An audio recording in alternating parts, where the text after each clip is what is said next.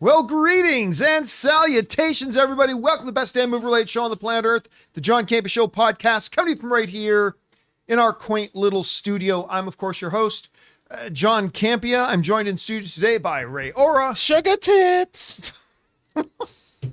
Hey, guys. We're canceled. Jonathan Voigos here. And most of you guys know this guy sitting over here, Robert Meyer Burnett. Well, they do taste good. And It's not. And of course, you guys are here. Thank you so much for being here, making our little show part of your day. And here's how today's show is going to go. We're going to start off by talking about a bunch of predetermined topics we got lined up for you guys. Then in the second part of the show, well, we're going to take your live comments and questions.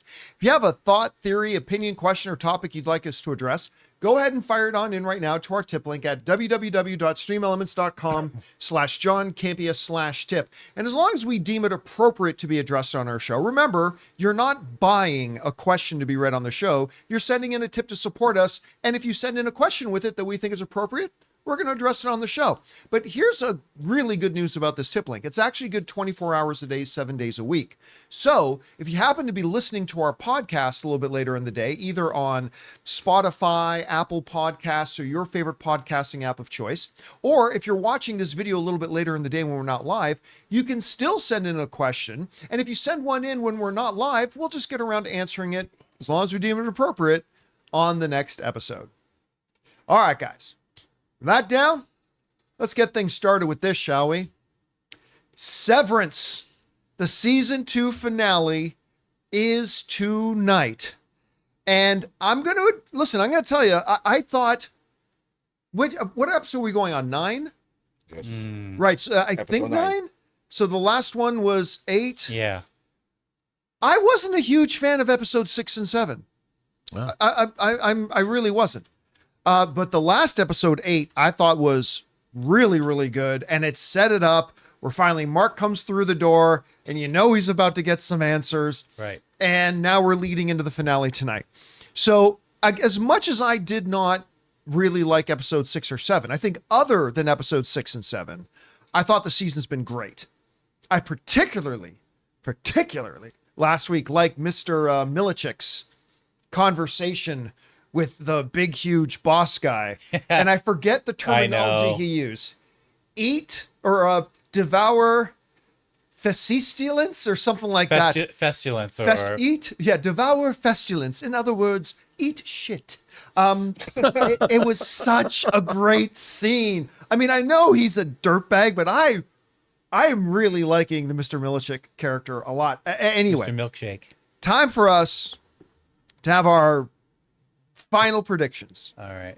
But what's going on at the end of season 2? Now, remember, we are getting season 3. It's coming out next year. Oh, what a surprise. Yeah, they're already shooting it, apparently. So this is not going to be the grand finale tonight, but I do expect some answers. Because, listen, last season's season finale, one of the best season-ending cliffhangers I'd ever seen. She's alive! Boom, screen goes black. It's like, what? It was so good. So what I think we're going to get here is a little bit of, they're going to round out what we've already found out. Cusack, what's her name? Joan. Is that who stars in it? No. Who plays she was the floor boss? Right. With the white Arquette. Oh my gosh. Arquette. Yeah. I was going to say Cusack. I was thinking of the did wrong I miss siblings. the second season something? I was thinking of the wrong siblings. 1 second. Correction here. It's episode 10 is the finale. We've had 9 episodes. Episode 9 was 8. So you didn't like... 7 or 8. Yeah, I wasn't a big fan of 7. I just wanted Thank to you correct for the that. clarification. Okay. Because right in the middle of the season, it kind of dropped off a bit. Yeah. Yeah. So Arquette, I meant. Yeah. I was getting the I wrong was going to say, siblings. because I haven't seen the middle half of season 2. But the whole notion that she is the one who created Severance, and that's all. But now I think we're finally going to find out what is Cold Harbor. I think we're not going to get the resolution of everything. I don't think we're going to find out anything more about the John Turturro romance relationship. I think that's done for the season. I could be wrong, but I think they'll come back to that maybe next year. But I think the main thing is she's going to reveal to Mark what is Cold Harbor and why he seems to be the only person who can do it. And that still leaves a load of stuff to be done for season 3. What I don't want, and I'll just look, what I don't want them to do is to give us a similar ending that we had to season 1, because we're now 2 seasons in. We need to have some tangible answers, right? Not all of them, not even the biggest ones, but we need to get some tangible answers about, because we're now 2 years into the story. We need to feel like we're coming along with it. So I think they need to give some key stuff. And I think if they give us the stuff that I just mentioned, then I think it'll be really satisfying and still have a lot open. Now, what's the name of the one staff member? Not Mark, not Irv, the other guy. The one whose wife is cheating on him with himself. Yeah, what's the character's name? I keep forgetting all the characters' names. Dylan. Anyway, Dylan. I think Dylan. we're also Dylan. Zach Cherry. Is it played by Dylan Zach G? Cherry. Anyway, Right. Dylan. I think Dylan is going to have. I think he will obviously come back. I think he's going to play a part. I think we're going to see a big reckoning between him and his wife, all that kind of stuff. But again, the big thing for me is I think we're finally getting an explanation about what Cold Harbor is. My wife stays up every night in bed for at least an hour just scrolling Severance theories. And she's been like theorizing all this kind of stuff. We're going to see what comes about. Anyway, Jonathan, you've been keeping up with the show. Yeah. What are you expecting to see in the finale? I still kind of maintain. So I feel like, I don't know how much we can give away from the last episode, but just the way it ended with Mark, I feel like we're going to see his Audi get into the severed floor. Right. Because I really think you need someone that's pulled aside from being severed. You think they're going to complete the reintegration where he's going to merge both? I think ultimately the idea of reintegration is that you're going to become conscious of your memories from both your severed life and your past. Yeah, that's what. See, So I don't think one takes over the other. I think it's going to be a merger of the two. You'll be fully conscious as if all of your dreams are like, oh, this is now reality, and I get it now. I know what I've been doing in here. So that gives them the ultimate power. Now, Rob, it's hard for you to give any kind of theories as to what happens. Yes. Now, you're still a few episodes behind. Yeah, But I've only watched, I think, three. Okay. Of this So what have season. you been thinking of the season so far? Well, I like this entire the whole show. I mean, it was one of those things where I came to. It's kind of like Game of Thrones. I had seen the pilot, but I didn't watch the rest of it, and then I came to it after the first season. Right. So after Severance season 1 was totally over, was the first time I actually watched it, and it was, first of all, it was way different than I thought it was going to be. Like I thought it was. I don't know why I thought it was going to be more funny. Like more. I did too. I kind of because look who stars in it. So I Right. kind of thought, oh, this is good. Yeah, and it does have humor. But it has such a dystopian. It has everything that I love. The sci-fi bent to it, and then they've built this mythology up, like what's going on. So it's really intriguing. And the only reason that I haven't got to it is because I've been trying to finish this project, and I've been keeping up with other things, and I want to just binge the whole thing in one day. So that's what I'm gonna do. That And might be a little tough to do it in one day. But. I don't know. When I get stuck on a show, I binge the whole thing.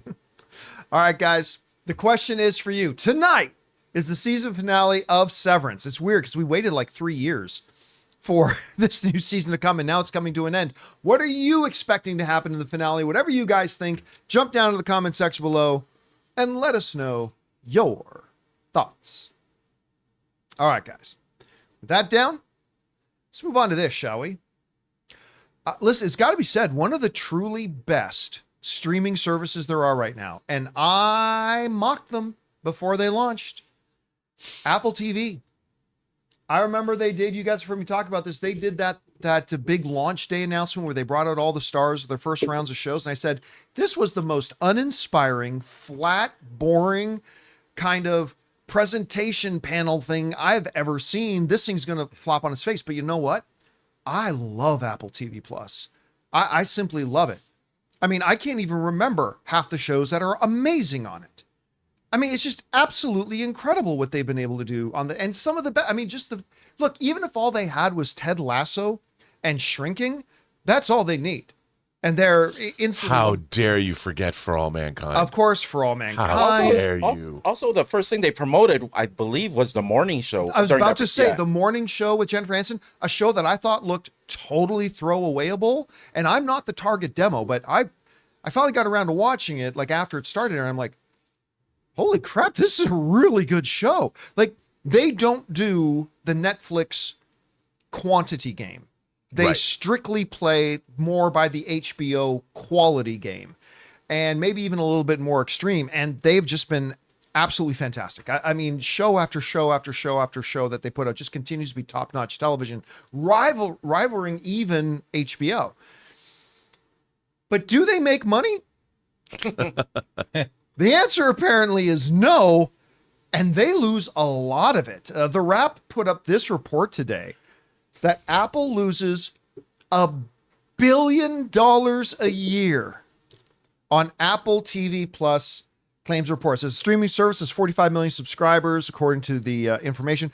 Apple is reportedly losing more than $1 billion annually on its streaming service, Apple TV Plus, according to the information. The company, led by CEO Tim Cook, is typically reticent about sharing details on how Apple TV is performing on its quarterly earnings. Apple TV Plus is lumped together with other parts of his business, like Apple Music and iCloud storage, under the services banner. And their services banner make $26 billion a quarter. They're making like $100 billion a year, up 14% year over year. But based on the information's report, Apple services sector is actually performing well in spite of Apple TV Plus losing money. All right. It's important to understand, I think, that Apple TV Plus is rather unique amongst the streaming, much like Amazon Video is unique. Like, Amazon Video is not really a standalone service. Amazon is kind of bundled in with just being an Amazon Prime member, right? Like, I've never signed up for Amazon Video, even though they put out some great stuff. I signed up because I want to be a Prime member because I want to get those free 1 and 2 day deliveries, and they just happen to bundle it in, make it a value add-on. Yeah. Apple seems to treat Apple TV Plus kind of like that. It is a value add-on in their overall services category. Really, it should be its own thing. It shouldn't be lumped under iCloud storage. It should be its own thing.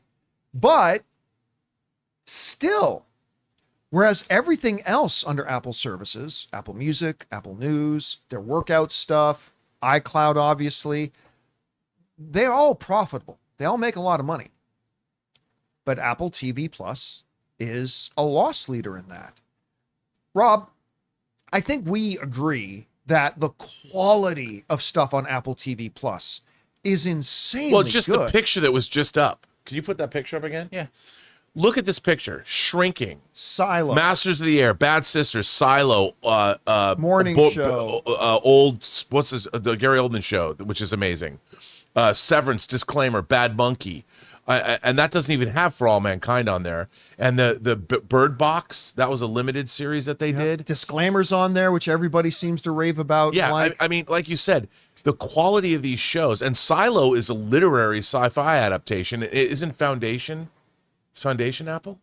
It's Yes. Foundation Yeah. is also So- Apple TV. so- Yeah, and Foundation's fantastic. And even though I don't like the show, Oh, I do. Invasion. I was going to say the most Invasion, boring. right. I mean, the one thing about Shut your Apple mouth. shows is even the shows that I don't particularly like have a sheen to them. They are shooting high for their entertainment. They are always there's nothing lowbrow. I mean, maybe they need their own version of Love is Blind, but I hope they don't ever do that because I really do like the fact that these shows are old dogs. What is the name of the Gary Oldman spy show? It's Slow Horses. Slow Horses. Old dogs get dogs. Slow Horses. Why can't I get the name? That show's amazing too. And that show just keeps getting better and better and better. And I do think, even the look of their shows. Yes. Their shows look great. Premium. And a lot of yes, they all look premium. Ray They is have a fan, if you guys can't They have tell. a certain sheen to them. And I think that, like you said, look, if you're bundling all of your services together under services and they're making $26 billion a quarter, over $100 billion a year, you could carve out Apple Plus, Apple TV and say, yeah, it's losing money, but it's still part of a larger ecosystem that is very profitable. So you can say that okay. It's like when CBS News, their news division, like 60 Minutes, was not profitable, but their news was, you could believe in it. And their news division had integrity. That's what Michael Mann's movie The Insider is all about. Like they're not gonna bow to big tobacco. So I kind of like that Apple is doing this. Now, I hope one day somebody isn't the wiser and going, we can't keep losing $1 billion on this division. I hope they continue to do so. Well, that leads to the bigger question, though. That leads to a bigger question here. Seriously, we just saw that list of shows, and I'm sure there's some we missed. Yeah. Why? Because right now they're saying, and movies like Killers of the Flower Moon. Listen, that they're saying right now that Apple has 45 million subscribers. That would wedge Apple TV Plus just between Peacock at 36 million subscribers and Hulu at 53 million subscribers. By the way, I really enjoy Peacock and I love Hulu, but with that lineup, with that brand name, and with the high quality of shows, why is Apple TV Plus trailing so far behind the leaders in the streaming thing? They deserve to be up there. The sheen you were pointing out, the professionalism, the high quality. I think it's just their library. I think a lot of the other ones have the network television shows that have been on for like 10 seasons. Well, at least Netflix does. Yeah. Well, Hulu does too. They have like all the ABC shows that were popular. Yeah, that's true. What's that show called with Terry Hatcher? The Housewives show. All those things that were back in the day. Desperate Housewives. Even Max has representation in that world. Yeah. I'm just saying, they just have that catalog. My problem when I look at Apple TV Plus is I've already watched most of the things I wanted to watch, and then they don't have the things that you could go back and watch a catalog of. That's why I don't know. They just need to have a bigger life. Their quality of their stuff is magnificent. So are you saying that it's just going to take time for them to make more and more shows so their library grows? I just think a lot of people are only picking one service. It's expensive right now. Everything is expensive. But isn't Apple TV Plus like one of the cheapest? Yeah, but there? still, if you can only choose one, it's like I'll go with the tried and true Netflix or the Hulu that has the shows I want to watch or been wanting to watch. Well, that kind of leads me to like, are they going to have to start raising prices? Well, I want to get your take on that. Like, why do you think more people aren't subscribing to Apple TV Plus, especially with the shows being so good? To be honest, their shows are highbrow. You know, there's not comfort food shows. Like you can sit there. They don't have like. There's no ow my balls. Or Friends, or you know, or yeah. There's none of those, and I think that's by design. You know, the thing about Apple was always a trailing. They were never they weren't like Dell or something. They were always in kind of second place in terms of what kind of computers were out there. But right. I mean, I've been an Apple fan since I got a Macintosh in 1986. You know, and I've always been I ain't PC, I'm the Mac. You know, I've always been that guy.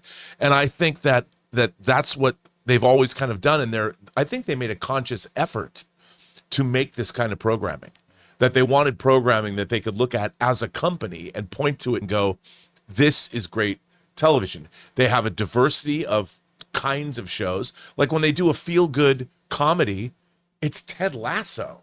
You know, they're doing something that's really interesting and unique. And so the people, it might be an acquired taste, but hey, they're doing a Russian spinoff of For All Mankind called Star City, which is going to show us the Russian point of view, which I think is pretty ballsy in this day and age. I can't wait. I just wish one day Apple would get in control of Star Trek. Well, that's actually, I was going to say that they don't have access to a lot of the large IP. Right. Like Max, Hulu, Disney right. Plus has, even Netflix to a large, you know, they don't have game shows. They don't have, you know, so those are things they could probably pick up on to improve that.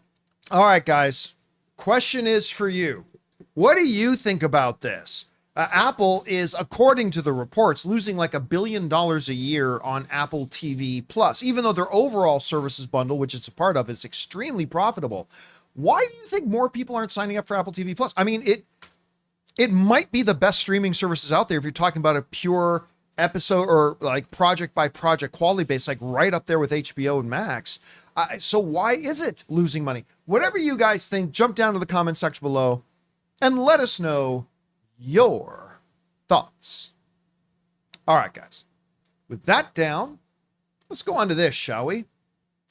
Netflix just recently put out an original movie. And by the way, just a reminder as a public service, 95% of all Netflix original films absolutely suck donkey ass. Every once in a while, they'll put out a diamond. They will. Every once in a while they do. They'll put out something that I really like. Case in point, the new Electric State, which may not be the worst thing, but it's not gotten favorable reviews. And it is ludicrously expensive. Reports say that the film cost $320 million to make. Now, they did it with the filmmakers of the Avengers films and stuff like that. Netflix was truly hoping this was going to be the next high peak standard of all their stuff. But according to a report now, they're saying while Electric State did debut at number 1 for them, the numbers were far below what they were hoping it would be. And while they were hoping it would be the new number 1 film on their platform, it looks now, according to Coming Soon, it likely won't enter the top 10 of their stuff. Now, you don't have to be the best movie to be at the top of their list, because I believe the number 1 all-time movie on their list is still that horrible Dwayne Johnson, Ryan Reynolds, Gal Gadot movie, Red Notice, which was, I love Rock, I love Ryan Reynolds, awful movie, just awful. And it's their number 1 film of all time. But it didn't cost $320 million to make. And it really calls into question, because Rob, I feel like we've been having this discussion about the money that Netflix spends on things is ridiculous. And even the director of Electric State, Joe Russo, of course, he co-directed with his brother, Anthony Russo. But even Joe Russo said, yeah, we shouldn't be spending this much money on these movies. This is what, when asked about the budget and project. Does that mean he's going to give his paycheck back? Yeah, I doubt it. He said this: they ascribe the same algorithmic attention to something they spend a lot of money on as something they spend very little money on. By that model, you should probably just make everything for medium number, right? Logically, it probably doesn't make a ton of sense to continue to spend this way. But I think they might, because people still believe in ambition. So I still think you'll see some of those pop through, but I don't think it's going to be a healthy part of the business model. The director of the most expensive movie Netflix has ever done has just come out and said, yeah, this isn't a healthy way to do business. Probably shouldn't be spending $300 million on a movie that is never going to make you a penny. Because, like, how many people signed up for Netflix that weren't already on Netflix just so they could go and watch Electric State? I'm sure some. $320 million worth? No. I don't think so. So it's about, Rob, in all business, including entertainment, we always talk about ROI. Return on investment. What are you getting for what you're spending? That's the key metric for basically any business at all in the world. Netflix, despite their success, has always had terrible ROI. I mean, sometimes they knock it out of the park with really small, low budget stuff, and kudos to them, particularly with their television stuff. Their TV shows, they're really good. They're not quite HBO or Apple Plus level, but they're really good. But I mean, this type of thing, are you surprised that Electric State didn't get, again, it was number 1, but below what they were expecting. Are you surprised it didn't get bigger numbers? And what do you think about Joe Russo's thought that this probably isn't a healthy business model? First of all, if Joe Russo believes that, then why is he contributing? I mean, look, I always go back to think about Jimmy Fallon in Almost Famous. He says you got to get what you can, when you can, while you can. You know, and in terms of getting paid, I have no problem with people getting paid as much as they want. But the thing about this is, it doesn't make sense. You know, I'm always obsessing about, people have 2 hours of time. And if you can watch a movie that costs $10 million and it delivers the goods, it has an emotional wallop, it's a great story, how is that any different from watching a movie that costs $300 million? What is the difference when you think about how entertaining that 2 hours of time was? You can watch a YouTube show and be just as entertained. That costs very little to make from the people who are giving you user-generated content. So when you spend $350 million, I mean, I would expect an orgasmic, literally, I want to have an orgasm at the end of that $350 million experience. Because if not, why are you spending that much money? Like, imagine, John, you could have only spent $200 million. I mean, we're talking about an insane amount of money that makes no sense. Now, Electric State, I watched it, and I think, look, there's some incredible effects work on display. Incredible. Yeah, visually it looks really good. Incredible. And I can see where they spared no expense developing the effects work and the imagery and the design. Really cool stuff. But what it didn't capture, it's based on a book. It's based on this, art. It doesn't capture what the book captured.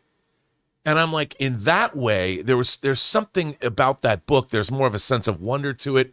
They kind of dumbed it down. And to me, that book, they did a disservice to spend 300. This is a weird thing to say, but they didn't get it. They missed the mark adapting the material that they were adapting. And if they had got that book right, the feel of that book, this movie, I think, would have been far more successful, and they could have spent a lot less money. It's easy if you have an unlimited checkbook and you want to create all the effects that you want. Hey, you can just keep adding effects, and you can have all the CG artists around the world making as many effects as you want. But that is not responsible filmmaking. And if you're not getting the essence of what the source material was, you failed artistically and financially. I mean, it is not healthy for our business to profligate spend like this. And what does Netflix get out of it? Wouldn't you, if I had a $350 or $320 million movie, I would give it a theatrical release worldwide to get something back. Yeah. And then put it on your streaming. And guess what? They would have got bigger streaming numbers on Netflix if they had put it in theaters first. 100%. But that's an argument we keep having. I right? know. I really don't, like Anthony or Joe Russo saying, I don't get the economics behind this at all. I mean, you could have, how we're arguing, well, you could have spent $150 million less and only spent $200 million. That's crazy talk. Can I give a quick example? Like, I don't blame the Russos. Like, if Netflix wants to throw that kind of money around, all right. Here's a great example, okay? There's a TV show that a lot of people really like, and I loved the first season. It's called From. Oh, yeah. Right? If you guys haven't really checked cool it out, show. Terrible title. I highly, bad title. I highly encourage you to check it out. I loved the first season. Really good. And I got contacted by their PR people and said they didn't even want me to do videos of it on the YouTube channel. They just said, can you put out we're going to ask you to do 3 social media posts. Day of the premiere. Just mention that you're watching, and you can say that this is sponsored. And I did. I said, this is a sponsored post, but said, the day the shows come out, just like From opens up tonight and blah, blah. Then one mid-season and then one during the finale. Just a social media post. They offered me $5,000 to do that. To which I said, yeah. Because I legitimately did. I did ask them. They sent me links first so I could watch some of the episodes to make sure it wasn't a piece of crap. Should have done the responsible thing and told them they were being irresponsible. Yeah. No, I didn't tell them that. They should go. But talk in to my the head, I'm parents first. thinking, you shouldn't be giving somebody $5,000 just to be making a couple of social media posts. Like, that's ridiculous. I'll take it. I'm sure. Because the show was good and I actually legitimately enjoyed it. So I had no problem doing it. But I feel like that's kind of like Joe Russo right now. It's like, yeah, you want to throw $300 million at it, sure, but you probably shouldn't. I don't know. But it's not. Remember, they also did Citadel. That's a $300 million and debacle. That didn't do great for them. And they did The Gray Man, which is what, 250, which was horrible. and it's I like, hated that so movie. these two guys, who, by the way, I love their 4 Avengers Captain America movies. I love them. I think Infinity War and Endgame are 2 of the most entertaining fantasy movies ever made. And I love Captain America Winter Soldier and Civil War. But then they went on and they used their success, and again, get as much as you can, but they made these shows and spent incredible amounts of money. And now, the future of the Marvel Cinematic Universe is on their shoulders. What are they going to do? Make Marvel spend $600 million on each Avengers movie? That gets around to the other discussion we've been having, though, right? Like, listen, everybody knows I don't hide it. I love Joe and Anthony Russo. I do too. I absolutely love them. But I haven't thoroughly enjoyed anything that they have written, directed, or produced. Somebody might Cherry? want to say, I didn't like Cherry at I all. didn't either. Somebody might want to say, and what's the mean- one they did with Chadwick Boseman again? It was 18 bridges or Yeah, something. something like that. Terrible. I know there's a bunch of people that liked Extraction. I thought the action in Extraction was really good, but it was a stupid movie. Now, some people want to throw up, well, John, what about Everything Everywhere All at Once? They did nothing. I listen, I know the inside story on that. They absolutely did nothing on that movie. They literally got offered the movie. They said, nah. And they said, here, we'll give it to somebody else. Give us a producer credit because we're handing it off. But they literally did nothing on it. I love Joe and Anthony Russo, but I'm just saying I have not enjoyed anything that they've made as writers, directors, or producers since their time with Marvel. But I'm still extremely optimistic because, again, there's certain things in sports, in business, in creative efforts. Magic happens when you get the right combination of people together that exceed the sum of the parts. Yeah. And I think when you have Joe and Anthony Russo working with Kevin Feige, you get the absolute best Marvel product. Like, better than Kevin Feige without the Russos, much better than the Russos without Kevin Feige. When they work together, we've had 4 examples.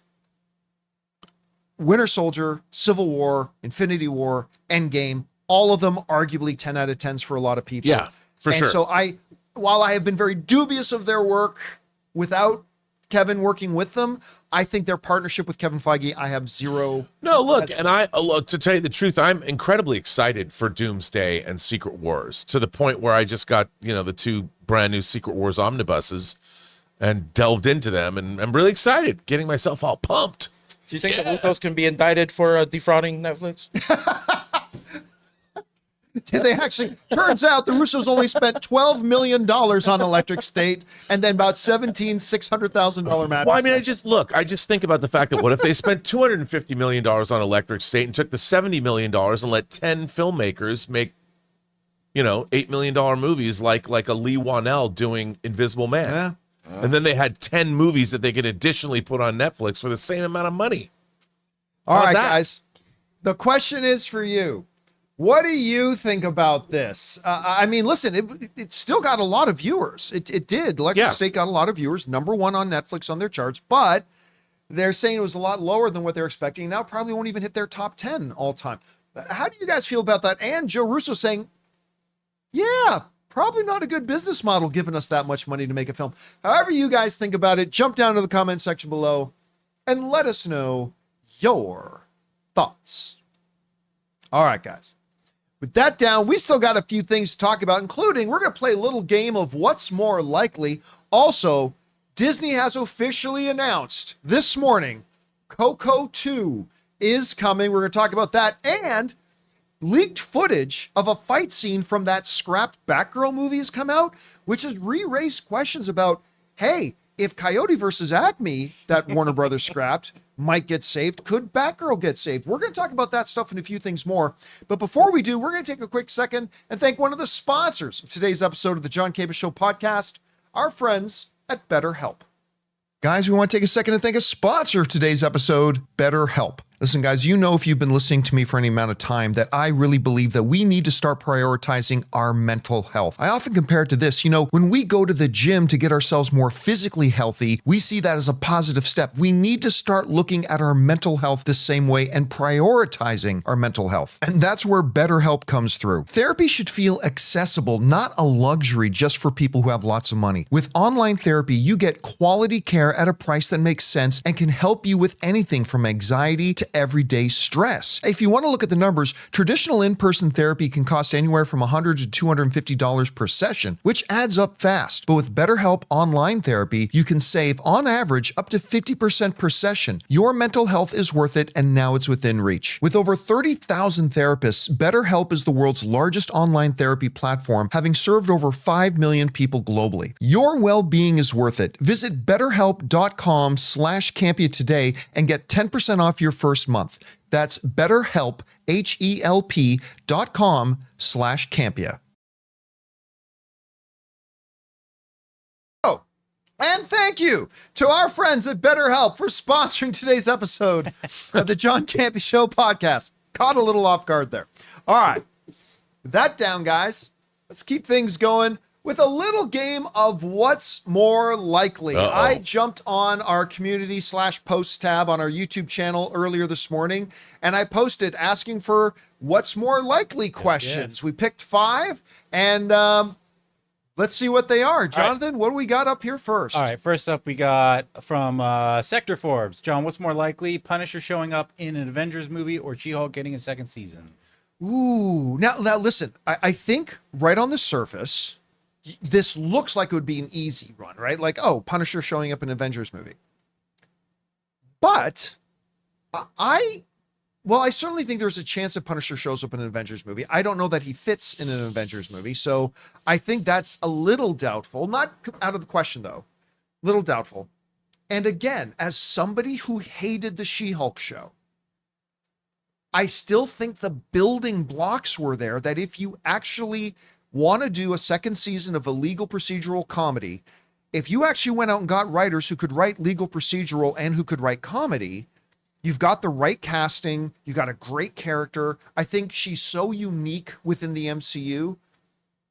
I still think it's more likely that the Punisher shows up in Avengers, but I think it's closer than it looks, Rob. Anyway, what do you think's more likely? I look, I agree with that. I mean, I've always been saying that the Punisher, why wouldn't the Punisher, especially after seeing the that leaked artwork, you know, in that on Battle World, the Punisher could have his own, he could be the sheriff of some town. You know, you never know what he's going to do.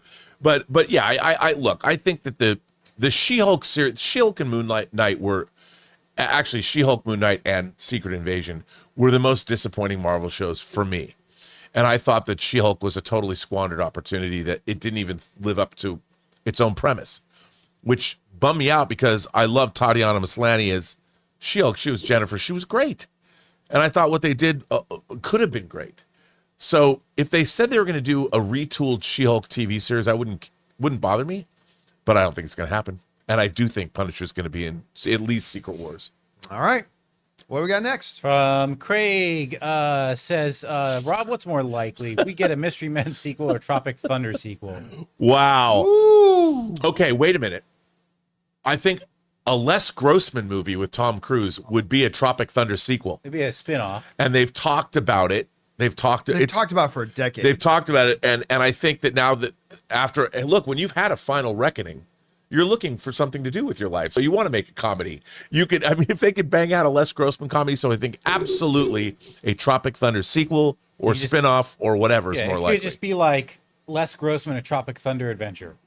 Yeah, I mean, listen, I've been saying for years I would love that. Look, I think Mystery Men is one of the low-key, most wonderful movies ever made. It was a movie that was so far ahead of its time. Like, if that movie just straight up got released today, I think it would have gotten more success because, again, it was way ahead of its time. Hank Azaria, William H. Macy, Jeannie Garoppolo, Ben Stiller. I mean, the Shoveler, for heaven's sakes. Well, I'm not saying I wouldn't want to see that. I know. Like, if the question was... Costumes by Marilyn Vance, who brings you Designing That's Hollywood. right. Marilyn Vance did including Captain Amazing. Greatest superhero of all time, by the way, Captain Amazing.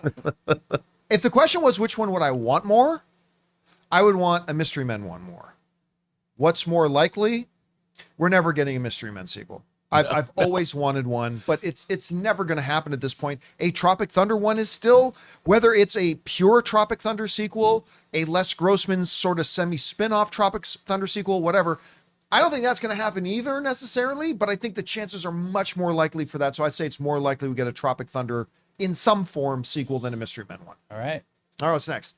Next up, Evan. Rob, John, what's more likely? Mission Impossible 8 makes more money than Thunderbolts or vice versa?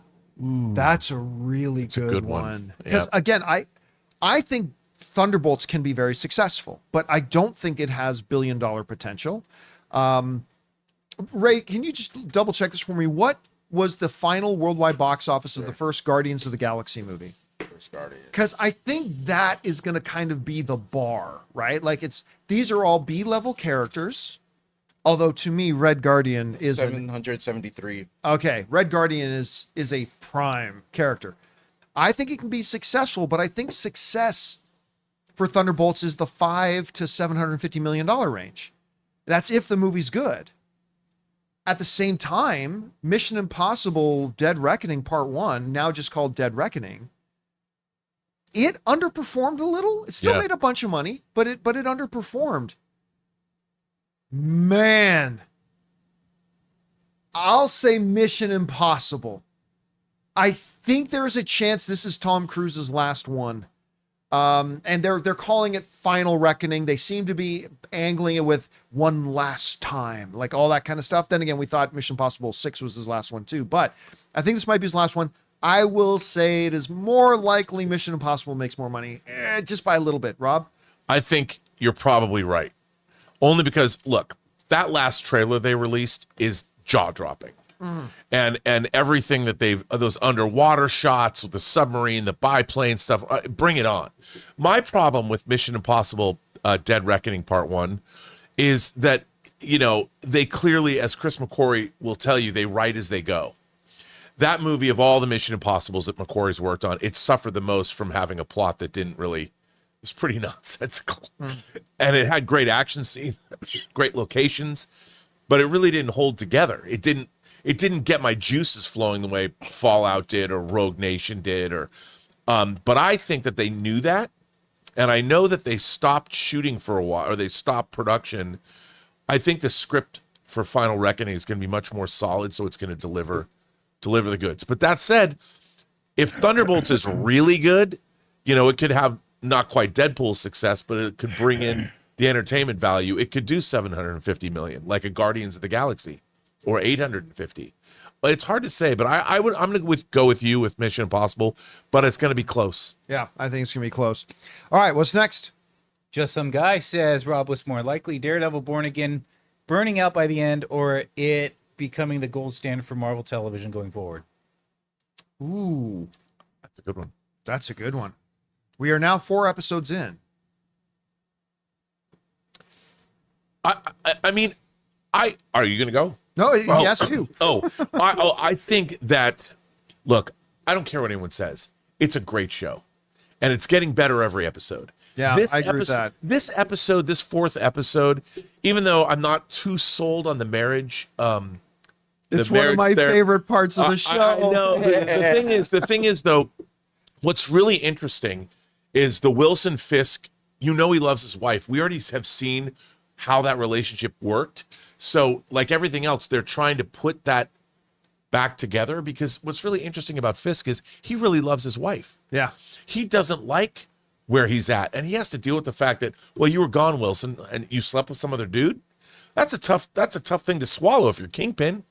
So I love seeing where is that going. And I've heard from people that have seen the whole show that it ends well. And for what I'm seeing, man, I think that it's gonna be, I don't know if it's a gold standard, but I think it's gonna be great. Was it just me, or was the Adam guy in the cage the same guy from Captain America Winter Soldier, who was the Apple Store computer guy? Oh yeah, no, that wasn't him. Certainly looked a lot like him. Yeah. I'm gonna say this. I think at this point, now that we are 4 episodes in, if you had asked me after episode 1 and 2, I'd still say, hey, it's still really early. All Apple show, or all Disney Plus shows, I should say, start strong. So it's probably more likely that it goes downhill. We're now 4 episodes in. I don't think it's likely it's going to die at this point. Like you said, Rob, the episodes aren't just staying strong. To me, they're getting better and better as we go. And so I just don't really see that happening. I also don't necessarily see it becoming the gold standard, because right. Yeah, I mean, like with something like WandaVision out there, that is a high peak. If it can get there, great.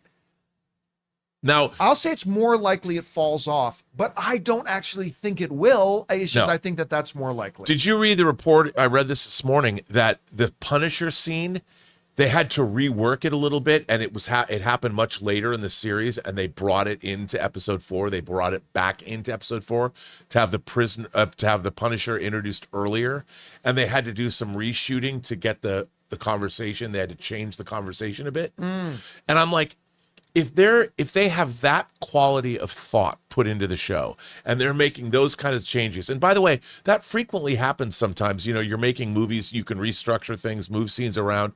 If they're looking at it from that perspective and they're able to make those kinds of changes, I think that they put the thought into this show that it needed to succeed, not just restructuring what didn't work from the first time around, but they've really put a lot of thought into what they're giving us. And I think it's going to be an uphill. It's just going to get better and better and better. I hope you're right. I certainly do. It looks good so far. And remember, this coming week, double episode. We're getting episodes 5 and 6 dropping on the same night, so it's going to be a really good night. All right. Wait, we got one more? One more. What's next? All right. From Elescrit or six This is a something good or one. other. Rob, what's more likely, Adam Richardson as Batman or Henry Cavill as James Bond? Ooh. These are all good ones. These are, you know what? I'm going to go with Henry Cavill as James Bond, even though I don't think he's going to be James Bond. I don't think Alan Ritchson is going to be Batman.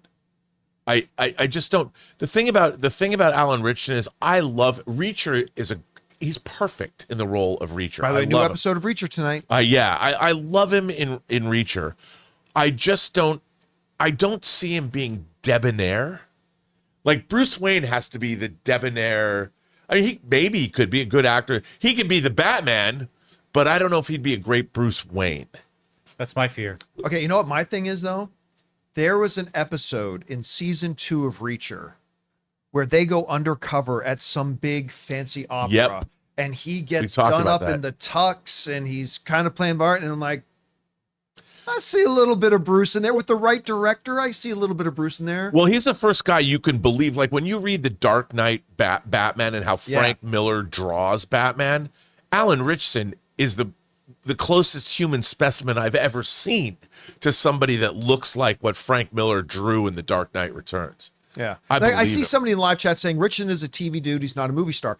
Yeah, but everybody said the same thing about George Clooney when he was on ER. And again, I'm just saying the possibilities there. Look, I still stand by that. I think Alan Ritchson has started to show me enough that I think he could do it. I think he could be a good Batman. But I'm going to say the more likely is Henry Cavill playing James Bond. And I'll tell you why. Just recently, the odds of that, I think, have doubled. Yeah. Because I don't think there was much chance that the Broccoli's were going to go out and get Henry Cavill to play James Bond. But Amazon, who are a little populist, remember, when they first took over James Bond, Jeff Bezos got on social media and goes, who do you guys want to see as James Bond? Like, I'm not saying it means he will be James Bond, but I think the odds of Henry Cavill, and I want to remind everybody, it's worth bringing up again. When Daniel Craig got cast to play James Bond, you know who his runner-up was? Henry Cavill. Yeah. Henry Cavill was the runner-up to Daniel Craig to being the new James Bond. I think under Amazon, there is a much better chance. Again, I'm not saying it's going to happen, but I think it's a much better chance. So I will say it is more likely, I agree with you, that Henry Cavill will end up being James Bond. Totally. All right, guys. Thanks so much for sending in those what's more likely scenarios. Appreciate that. Keep your eyes open, of course, in our post and community tabs on the YouTube channel. We only put up the post for like just a couple of minutes until we get all the questions we need, then we take it down. But thanks for sending those in. Send some more in next time. All right. With that down, guys, let's move on to this, shall we? You know, we were just talking the other day about how never underestimate or count out or bet against Pixar. And I mentioned that I've done that on a couple of occasions. I didn't think Up looked all that good. I didn't think Wall-E looked all that good. And I didn't think Coco looked all that good. I ended up loving all three. Yeah. And Coco is just a magical movie, but one I never would have thought was going to get a sequel. Well, guess what? This morning, Disney, this is coming to us from Variety, has officially announced Coco 2 is set for 2029. Coming from Disney and Pixar. Variety wrote the following: Coco 2 is in the works at Disney. The announcement was made by CEO Bob Iger during the Walt Disney Company's annual meeting of shareholders. While the film is just in the initial stages, we know it will be full of humor, heart, and adventure, said Iger, and we can't wait to share more soon. Pixar, of course, then went out and posted Disney and Pixar Coco 2 officially coming in theaters 2029. Now, one of the first things that Bob Iger did when he came back to reclaim the throne was that he said, because remember, while he was gone, they kind of abandoned any sequels. They just made a whole ton of originals, some of them very, very good. Unfortunately, Bob Chapek made the decision to dump them all on Disney Plus. And then they did one that was really not all that good with Lightyear and what have you. So he said, you know what, we need to mix in some stuff. So one of the first things Iger did says, we're going to do Moana 2. Something that was being developed for television, said, nope, we're going to make it a movie. How'd that turn out? Another $1 billion film. And then he announced we're doing Zootopia 2. Is anybody here, live chat in the room, anybody doubt Zootopia 2 is going to be a $1 billion film? Anybody willing to take that bet? Now, listen, I'm going to admit, Rob, Coco, a sequel to Coco is not one I had on my bingo card. No. That seemed like a very self-contained closed movie. Now, am I open to going back and revisiting these characters? Absolutely I am. That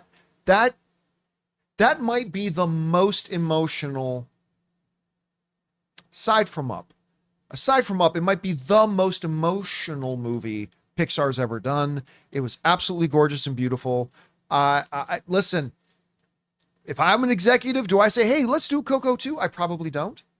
But am I going to absolutely be there day one to see this? I absolutely will. Rob, wisdom in this? Not so much. What do you think about them announcing Coco 2? Look, I have great big love for Coco. I think it's one of the greatest looking animated movies ever made. It's one of my favorite Pixar movies. I would love to go into this world. The land of the dead, bring it on. I love everything about this, and I'm sure they will not let me down. I mean, other than the Cars franchise is what it is, but Pixar's done all right with sequels, whether it's Toy Story, whether it's The Incredibles, whether it's Inside Out. I mean, they know what's up, and I'm really, for this to get a sequel, they have to, I'm willing to bet they had a fantastic idea. Yeah. And I think that, the great thing about the Pixar films is they're very iterative. They take a long time to develop because they get those stories solid. And they see as they're developing it, they change it and they make it work. And I'm really excited for this, man. By the way, one of our live viewers just reminded me, Adam Redmond in the live chat just reminded me that there's another sequel that they announced coming, Incredibles 3. Mm-hmm. Yeah. Like I remember okay, that is one you should absolutely be doing, and my heart went all aglow. But yeah, at the end of the day, I think this is a good idea, and I'm looking forward to seeing it. Can I vote for, since it's a multiverse thing, can I vote for a MCU Fantastic Four cameo in Incredibles 3? Like the animated version of Pedro Pascal and everybody to show up just for a little bit of a scene? Why not have Mr. Incredible show up in Avengers Doomsday? Yeah, that's better. That's better. That that works makes a little sense. bit more. Get Craig T. Nelson doing the voice. No, he doesn't do the voice. He's Craig T. Nelson. Just He have comes Craig in. Just in a him big as- bodysuit. Yeah. I'd be down. Bring All in right. Frozone. Oh my God. How do you have Nick Fury and Have Frozone Nick in the Fury same and Frozone scene? having a conversation. Actually, there's your new Disney Plus series, an odd couple roommate situation where both Nick Fury and Frozone's wife kick them both out. And you have to find live out that together they for were a while. brothers and they just took different paths. Since we are What are twins. we doing here? What are we doing here? What Nick happened? Frozone. That's Nick Fury's real last name, Nick Frozone. All right, guys, question is for you. What do you think about this? Disney has announced they're doing a Coco 2. And again, not one I would have had on my bingo card, but I'll go see it. However you guys feel about it, jump down to the comment section below and let us know your thoughts. All right, guys. That down. Let's move on to this, shall we? One of the biggest controversies, although it was very artificial and made up, but in the movie fandom the last couple of years, was when Warner Brothers decided that their Batgirl movie that they were pretty much almost done making completely. They still had visual effects to do and whatever, they decided just to straight up scrap the movie. They said, this is so bad, we cannot release this. And they didn't feel that the movie would even make enough money to justify the little cost still remaining to finish the film entirely and then to put it out in theaters and market it. They didn't even think they could make that money back. So they decided to scrap the movie. Now, they publicly said that it was really, really bad. I have heard from somebody personally who had, I don't know if they saw the entire thing or not, but who said it was unreleasable, unwatchable. Rob, I think you also talked to somebody who'd seen bits of it and said it was just really not good. So it kind of disappeared. And like, there was some uproar about it, but as time has passed on, we've kind of stopped thinking about it. Until today. Because a couple of things have happened. Number one, another movie that Warner Brothers scrapped, Coyote versus Acme. We talked about this on the show yesterday. Ketchup Entertainment is apparently, who released The Day the Earth Blew Up for Looney Tunes. They are apparently in negotiations with Warner Brothers to acquire Coyote versus Acme and actually give it a release. Whether it'll happen or not, we're not sure, but the chance is there. You're saying there's a chance. The chance is there. Could happen. And on top of that, some footage got leaked today of an action scene that was in the Batgirl movie. Now, as we go over here and take a look at this, right? Here it is. It's DC Films. Look at the media has been disabled in response to a report by the copyright owner. Okay, so I think we found a little bit of a glimpse of it. We won't show it here on the show for obvious reasons, but there was, and you know what? It was a good looking fight scene. Yeah. Kind of not as good, but in the same vein of a Daredevil fight scene. Pretty gritty, pretty grounded. A fight in a room, crashing through some bookshelves and stuff like that. It actually, the fight choreography looked okay. It was short. And all that kind of stuff. So with that leaking out and then getting pulled down, and with Coyote versus Acme maybe having a second life, it has renewed the discussion of, could Batgirl still see the light of day? I'm going to still say no, it won't. Yeah. And there's a big, big reason for it. As opposed to Coyote versus Acme, which the decision to pull it was strictly financial. They did not think the movie would make enough to justify the additional cost to get it out there. And they pulled the plug on it. But a lot of people who saw it said it was actually really good. Yeah. That is not the situation with Batgirl. It was both financial and a quality point of view, where they thought, if we put this out, it's actually just going to damage not only it as a bad movie, it's going to damage our overall brand. And some people then said, that's stupid. No matter how bad it is, it wouldn't damage the brand. Oh yeah? Take a look at this. I rest my case. I just wish the movie was like this picture. Yeah. Craven was so bad that not only, and you guys know this is true, that not only did everybody talk about how bad this movie was, it took the overall feelings towards the Sonyverse, which already wasn't high. And it dropped the overall feeling of the overall Sonyverse even more. It didn't just impact the movie, it impacted their entire outfit, the entire division. That's how bad it was. And I remember when Craven came out, I said, I don't want to hear anybody else now talk about, they should have just released Batgirl. Release the Craven cut.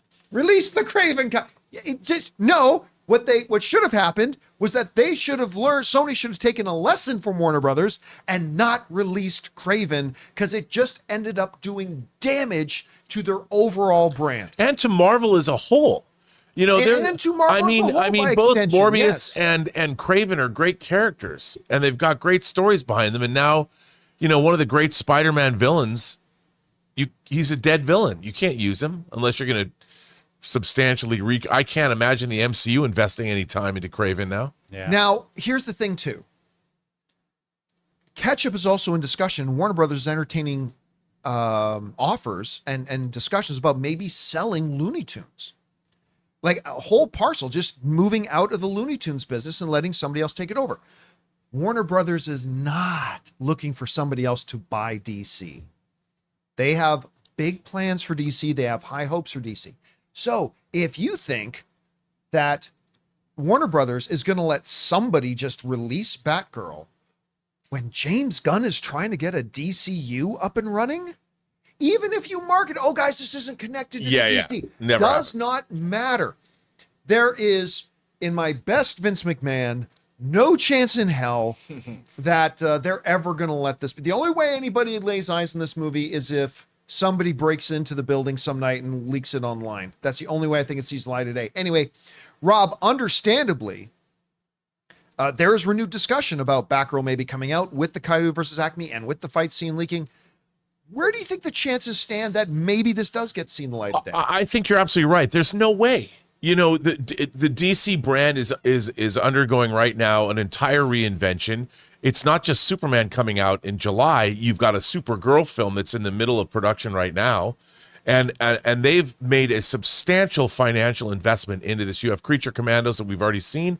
You have a substantial monetary investment coming out. The studio is really bullish on this. You know, the thing about Superman is, in our space, I've only heard from people who work within the industry that Superman is really good. That's all I've heard. I've heard, you know, the people that have poo-pooed it, at least that I've heard from the industry, are not poo-pooing it in a way that I believe is bad. It's more like they're like, do you think it's really wise that a superhero movie, they're betting a new...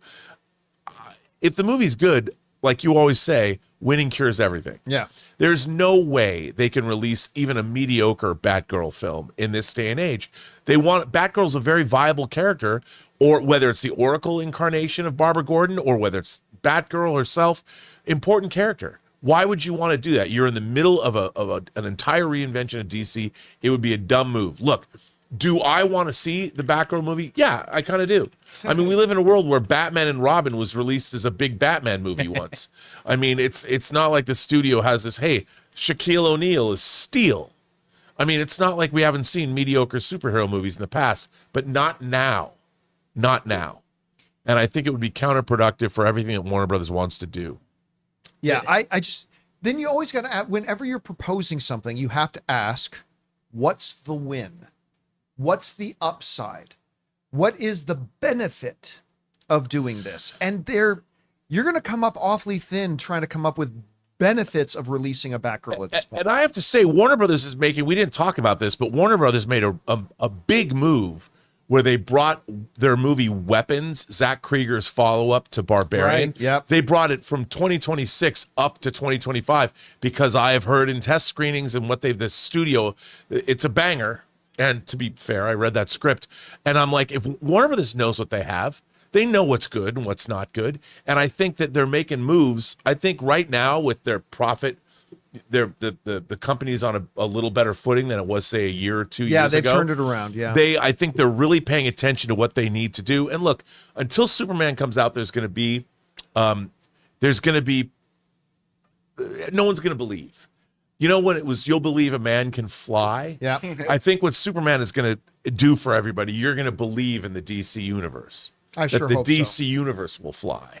I sure hope so. Now, somebody are pointing out in the live chat, like, wait a minute, I didn't even think Warner Brothers had the option to release it because they claim tax write-offs on it. You still could release it. It's just that you would have to pay that back and pay some penalties. And if they thought they could make some money, like if, say, somebody came along and said, hey, we'll give you $200 million for Batgirl, Warner Bros. Will go, okay, that's more than enough for us to pay back the tax write-off and pay all the penalties and still make some money on it. Great, but nobody's going to offer them $200 million for Batgirl. Anyway, guys. Oh, so what's that, Jonathan? No, I was just going to say this thing's sitting behind a portrait and a safe next to a snuff film. Yeah. 8mm 2. Or they made that, didn't they? All right, guys. Question is for you. What do you think about this? I mean, listen, I think the conversation is understandable with the Coyote versus Acme news coming and with that Foot League. I can understand more people talking about could the possibility exist that Batgirl gets released again. I get it. I just don't think it's likely at all. There are too many negatives that come along with it and just zero upside. I don't know, but maybe you see things differently. What do you think about it? Do you think it could actually happen? If so, what do you think the upsides are? What do you think would have to happen in order for that to come about? Whatever you guys think, jump down to the comment section below and let us know your thoughts. All right, guys. With that down, it's time for us to move on to the most important part of our show, which is, of course, taking your live comments and questions. But before we do, we're going to take a quick second and thank another sponsor of today's episode of the John Campea Show podcast, our friends at Indeed.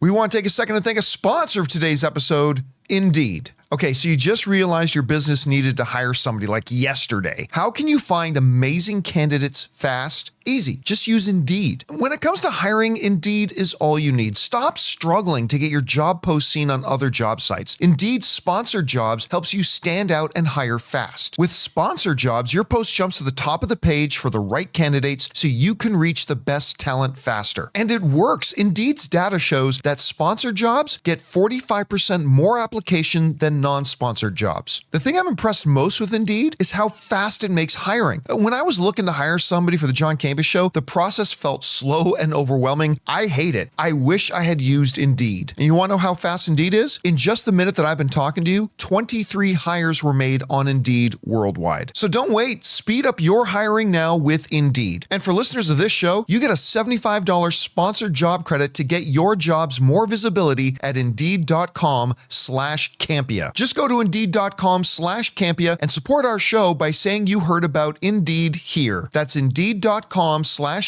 Terms and conditions apply. Hiring? Indeed is all you need.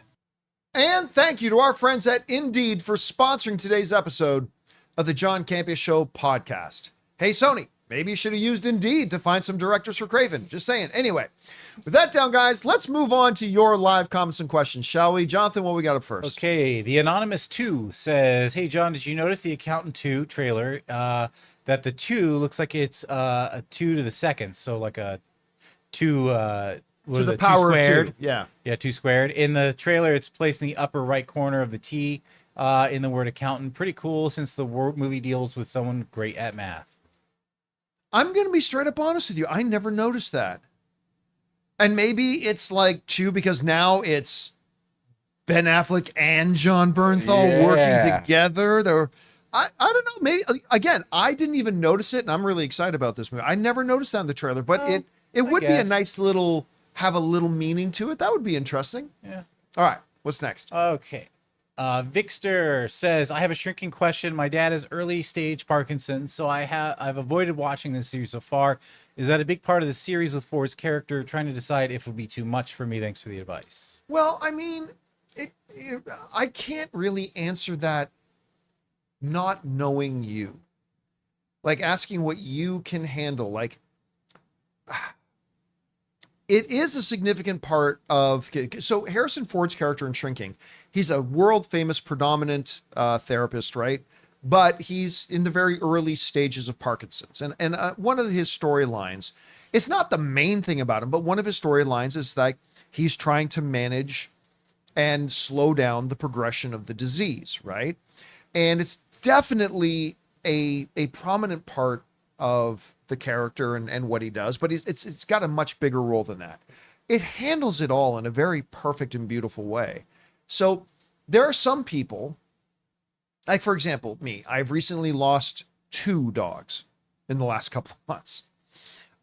So you could be in a situation where just seeing any dog can make you sad, or maybe it would take something much more similar to my specific situation. And so I don't know. It depends on you as an individual. All I'll say is this, is I think somebody who has been touched by or has Parkinson's, that's a part of their family reality, I think it handles it in a beautiful way. So it really all depends on you. And that's the best answer I can give, unfortunately. All right. What's next? Matt, the funeral's this way, says, unlikely theory for Daredevil, but what if Muse is somehow involved with the documentary team and kills those they film, creating kind of living art exhibit with video, and the corpses would be a very sick twist and ties the clips to the plot? So here's the thing that I like about the theory. The thing I like about the theory is Muse being behind the documentary. It is, in its sense. Muse is an artist. And documentary could be seen as an expression of art. Maybe even a documentary that kind of, because remember, Rob and I had this discussion. Rob was like, what's going on with all these like cutaway documentary things? And I said, I bet this is all going to build up to something and have some big payoff later down the line.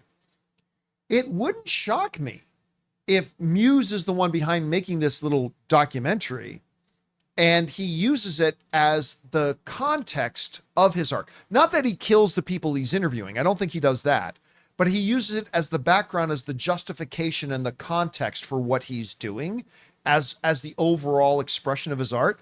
I'm not necessarily saying that's true, but I like the theory. I really do like the theory. Again, I don't think he kills the people he's talking to, but I do think it would be connected in some way larger. So I don't know. We'll see. All right, what's next? Craig of Georgia says, John, I wanted to say you have my condolences about your mom. Yesterday was my 45th birthday, first one since my mom passed in July. Oh, I'm sorry to hear that, man. I definitely missed the small things that she did for me. Clearly, your mom was great. My mom was great. I'm just a warning. I'm still not at a place yet that I can really talk about my mom without getting terribly emotional, stuff like that. Yeah, but my mom was great. But one of the things, I was talking to a friend of mine, is that one of the things about tragedy in our human experience is that it is something that binds us. And what I mean by that is, you and I have never met. You and I are two totally different people. But we understand what each other is going through because you've recently gone through that yourself. I've gone through that. Ray as not his mom, but Ray has gone through that in the last bunch of years. And so human tragedy is something that can, in a very weird and odd way, kind of bind us. And there's something comforting in that. Anyway, again, my condolences about the passing of your mom and having your first birthday. I also just had my first birthday without my mom. And thank you for sharing that. I appreciate that. All right, what's next? Dakota Moon says, how do you find your voice and or screen presence? You've said before that you're a pretty quiet guy when not doing the show, as am I. I'm doing some audio work and looking for advice on how to find the energy for the microphone on command. It's not that I'm not a quiet guy. I mean, that's not true. I am a shy guy. A lot of people find, like, when I'm talking, I tell you exactly what I think, and I'm talking to you exactly how I would talk about these topics if we weren't on camera.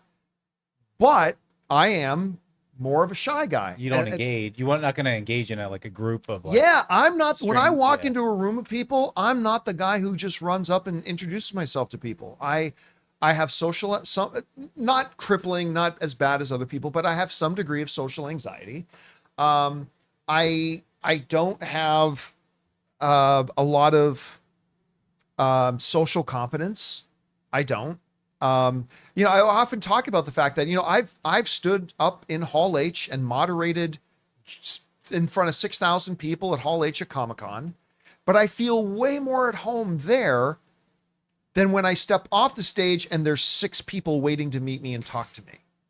That is more scary to me than standing up on stage. So it's really kind of weird that I'm a weird person in a way that I feel more comfortable here doing this than I am if we were just in a club somewhere or a bar somewhere and a couple of people just came up to me.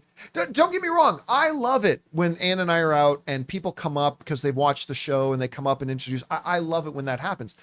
But I actually feel more comfortable doing this than I do with people just coming up and talking to me. So I don't know. I would say this, just be as natural as you can be. I know that's difficult because a lot of people find it difficult to be natural in front of the camera. I'm just built a little bit different. I find it more hard to be myself around people than I do in front of the camera or on a stage is actually where I find myself most comfortable. So you got to find what works for you, man. That's the best advice I think I like your advice that you've given past people that host or whatever that come on the show. Listen to yourself. So do your show and then listen to yourself the next day or later that day, because you hear back and you're like, oh, I could do this better. I could change this energy. It's the number one piece of advice I give to people who are asking me how they can get better at podcasting or whatever. I say, do you listen to your own show or watch your own show? And they're like, no, that feels weird.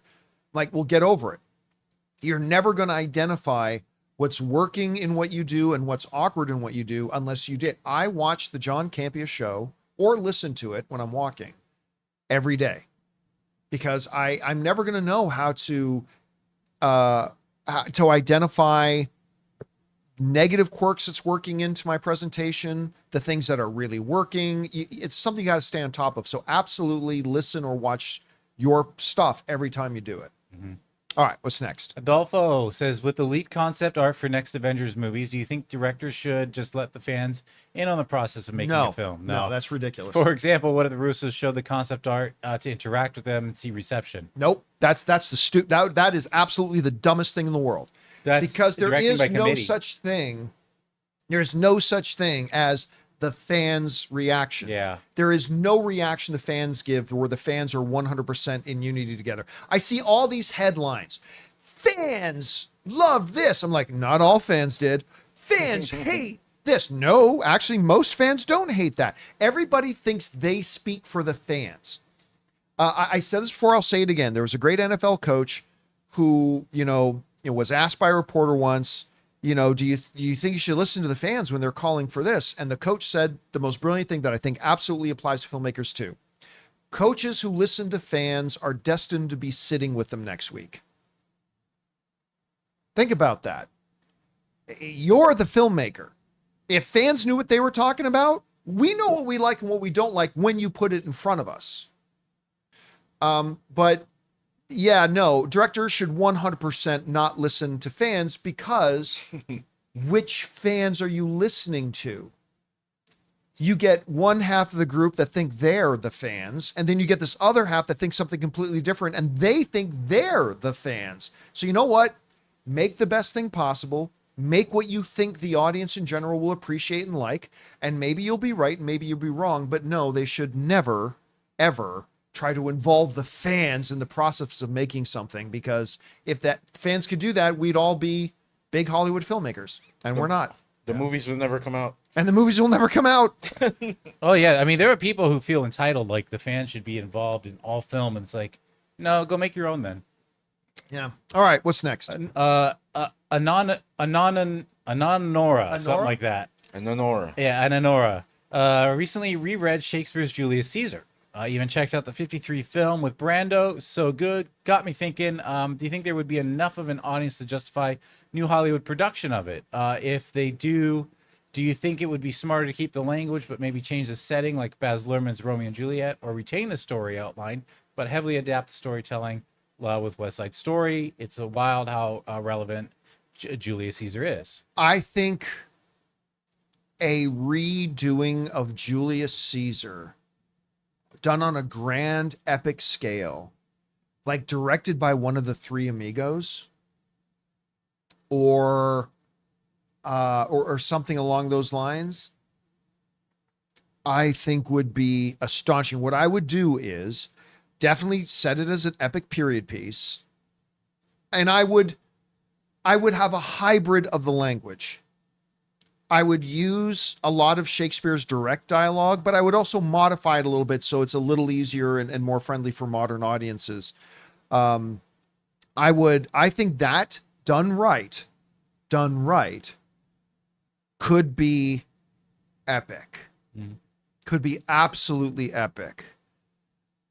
Friends, Romans, countrymen, lend me your ears.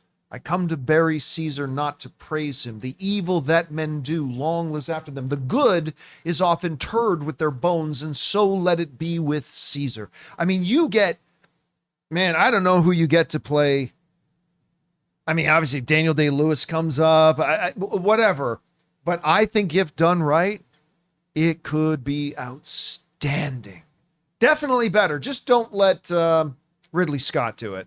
I saw his trying to do Napoleon. It did not work. I know, like the detective films like Poirot have not been that great, but when Branagh handles Shakespeare, it's like none other. I wouldn't even mind Branagh directing. Oh yeah, that's your answer, Kenneth Branagh. Yeah, doing that. Somebody in the live chat said Colin Farrell for Caesar. No. Colin Farrell for Brutus. Oh yeah, there you go. Et tu, Brute? Colin Farrell as Brutus would be amazing. Anything. All right. What's next? Devin, I watched Electric State on Netflix. It was decent. I enjoyed it personally. Is it a one and done for me though? Yes. Stanley Tucci was great as always. For me, I also plan to see Black Bag this weekend. I'm hoping that's up for me as well. That's been getting really great reviews, Black Bag. The Tooch Yeah. is always worth Tooch is watching, loose. man. But Ray, you watched Electric Circus. What did you Electric Circuit. Electric Circus, sorry. Electric, that was the name of an old video game Nitro review show. Circuit. Yeah. Electric State. What did you think about it? I actually enjoyed it. I don't know why I enjoyed it. I mean, I think the visuals were great. The robots were great. It reminded me of like the theme kind of reminded me of like a Fallout sort of environment. You know, Jonathan, what we're talking about, where it's kind of like grungy in the future. I thought the robots won the movie for me. I thought they all looked great. Mr.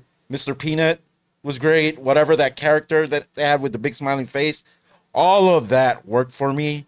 Millie Bobby Brown, she was good. It's just the ending. I kind of was a little corny for me, but I made it through, and I actually liked it. I wouldn't watch it again either. I agree with him. I wouldn't watch it again. All right, what's next? Kane. Yesterday, okay, Kane and Abel. Yesterday, my brother Abel told me that this new Daredevil show should be named Daredevil Bored Again. I'm now an only child. Yeah, man. Listen, I got. That's what I said. I said that during our first after show. Daredevil Bored Again. With the yeah. I tell you what, guys. You know, if you watched the show in the weeks leading up to it, I had some serious reservations about this show. And who knows? We still got 5 episodes to go. Who knows how it's going to go? But I got to tell you, man, I am fully on board with it. Again, I don't think it's Shogun level. I don't think it's Last of Us level. I don't think but I'm really enjoying it a lot. I'm with Rob. The wife, their little thing, Vanessa stuff. it's still not working for me. It's one of the best parts of the show for me. If that can click eventually, this show would be like one of my top shows this year so far. So, All right, what's next? All right, we got Jamesy Boy says, "Hey, movie crew, been a while, been busy getting married. Good for you, man." Says, "Love you, Riley, John, and Jonathan.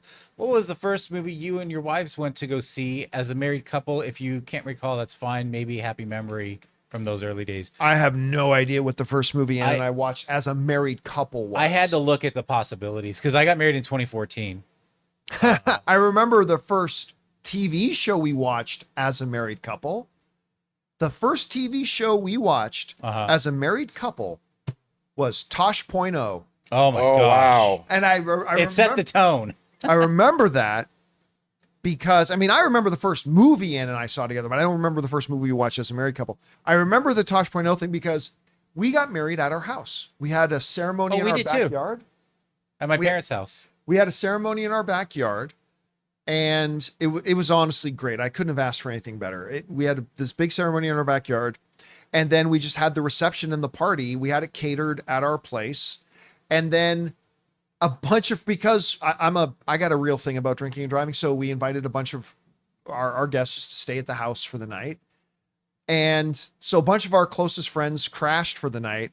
And as we came downstairs in the morning, you know, with like 8 of our friends strewn across sofas and couches and everything like that, one of them had already ordered McDonald's breakfast and had popped on Tosh.0. So we came downstairs and hung out with some of our friends and watched Tosh.0 in the morning. Mm-hmm. Yeah, that was our thing. Do you remember your first movie you guys watched I had together? to look up around that time of we got married January 2024, and I looked through the calendar on Box Office Mojo. I cannot remember if she was with me when I saw Grand Budapest Hotel. So if she was, it was Grand Budapest Hotel. If not, it was definitely, because she was with me, was Winter Soldier. Man, was Grand Budapest Hotel that long ago? Yeah, so it was either Winter Soldier or Grand Budapest Hotel. All right, what's next? We got Disney Gifts says, "You are not alone, John. I too heard Leroy ask Murdoch if a squirrel did it. I thought it was odd, but then thought maybe they're going to introduce Squirrel Girl. I hope not, but I guess anything is possible. I just chalked it up to a weird line." I'll tell you. Okay, so for those of you who know what he's talking about, so I do the Daredevil post game show, right? So we do kind of an after show, an hour or two after the episode airs, and like I usually like to put on subtitles for the streaming shows because sometimes the audio mixes are a little bit weird, but also because I want to make sure I get every word. This was the first Daredevil Born Again episode that I didn't have subtitles on. And when Leroy says that line, I thought he said, "Could a squirrel done it?" And I thought he said squirrel. Now, that makes no sense And I'm like, what? Okay, whatever. Then I'm doing the post-game show and people said, John, did you hear when he mentioned a Skrull? I'm like, they didn't mention Skrull. Like, yeah, Leroy in the thing. I'm like, oh, that makes way more sense. That makes way more sense. So yeah, what was the two words you mixed up? squirrel and Skrull. Oh, okay. He said maybe it was a Skrull because Leroy got Right. caught doing something illegal. It's like maybe it was a Skrull. I thought he said squirrel, and I'm glad to know I wasn't the only one because, and again, it would make no sense. And I thought the same thing. It's like, are they foreshadowing Squirrel Girl? I had no idea. Yeah. I was a bit behind too, and I remember people were like, "Did he say Latveria?" So I rewatched. Yeah, no, in Latvia, which is a real nation, guys. It's a real Latvia. country in Latvia. All right. All right. Jay Nicholson says, "Hey, crew, John and crew, I've been on autopilot for the past few months. Eat, sleep, work, and that's all. It's putting a strain on my marriage. I decided to watch Everything Everywhere All at Once to try and mentally reset. Do you have a movie that helps you reset?" That's a really good question. I mean, look, I have a certain stash of movies that I go to when I find life is getting hard, because we all do, right? We all run into those moments, and they're not necessarily my all-time favorite movies or the best movies. Just for whatever reason, these are movies I go to when things are either really hard or things kind of suck or whatever. Those movies for me, you've heard me mention these before, are Galaxy Quest, Zoolander, number 1, not 2, and Step Brothers. These are movies that I go to where they just provide, for whatever reason, this great oasis for me to just mentally check out and just kind of abide in this movie or something for a minute. And that always does really good for me. For you, if you think something's putting a strain on your marriage, Everything All Everywhere All at Once is a great movie because it helps you put things in perspective. Right. Now, I also happen to be very lucky that I'm married to a woman who is, number one, always been incredibly supportive of me. I've told the story before, but when I decided I was going to leave my job and just do my YouTube channel, like, how many people can say that they go to the wife and say, honey, I'm going to quit my 6-figure paying job and make YouTube videos in our spare bedroom, and have their wife, this is what my wife said to me. She said, damn right you are. That, right? But she's also somebody who will come into a room and say, honey, need to talk to you. Yeah. We need to start putting more priority in this. Like, if I ever get too wrapped up in work and the pattern, then she's really good at bringing me back in. So have that support system. Make sure you have open dialogue with your spouse about it. I am no marriage counselor, so don't take this as therapy advice or anything like that. But have an open dialogue with your spouse and your partner. Make sure you guys are on the same wavelength. And absolutely have those films that reset for you. And that's a good one to have. All right, what's next? Matan has a three-parter here. I feel that Star Wars, Pixar, and Walt Disney Animation Studios should try to do the Marvel Studios special presentation format for hour-long standalones. That format will fit for Pixar and Walt Disney Animation as the move away from long-form series, but have something that isn't a short but isn't worthy of a film. Something like a novella. I feel that the Book of Boba Fett, Mando Season 3, an upcoming film, could have been reworked as Tales of the New Republic anthology, or Episode 3 of Mando Season 3 shows it. What's the business model? See, that's the thing that when they first announced that they were canceling the special presentations, it bummed me out, but I remember we talked about it and I said, but I get it, because there's not a business model for these. There's just not a business model. They're going to cost you an unbelievable amount of money, but there's no return on investment. Like, there's no ROI. So that's part of the reason why I was very surprised when they said they were going to do a Punisher special, right? Because again, what's the business model for it? So no, I do not believe for 1 second that Pixar should do that, because that's unbelievably expensive to do. You're talking about 50 to 60%, 70% of a full feature length budget that you're going to need to do it. Because these special presentations, like between 30 to 60 to 70 minutes, and it's not going to make you any money. So I really don't think Pixar should do that at all. Because remember, if you might think, well, if it's half the length of a movie, it'll only cost half as much. No, it doesn't. Because all the designing and wiring and pre-production and all that kind of stuff, there's still all the upfront costs. So it's probably still going to cost you about 70, 75% of what a full-length feature animated film would be. I just don't see the... Now, would I enjoy watching them? Yeah, I would enjoy watching them.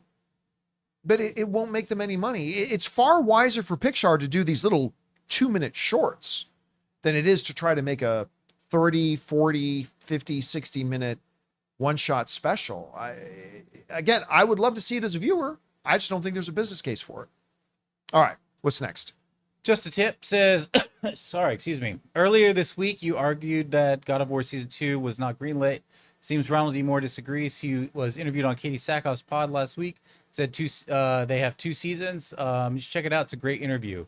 Yeah, no, I saw that. I didn't argue it. I said, I just don't believe that was going to be the thing. That's not the way streamers do it, because I hadn't seen that interview. Yeah. But no, apparently, they right off the top. Yeah, they ordered 2 seasons. See, this is a testimony to the greatness of Ronald D. Moore. This is how much trust they have in him. He's like, I need a 2-season commitment. And they're like, okay. What streaming service does that? None. No streaming services do that. That's the answer. None streaming services.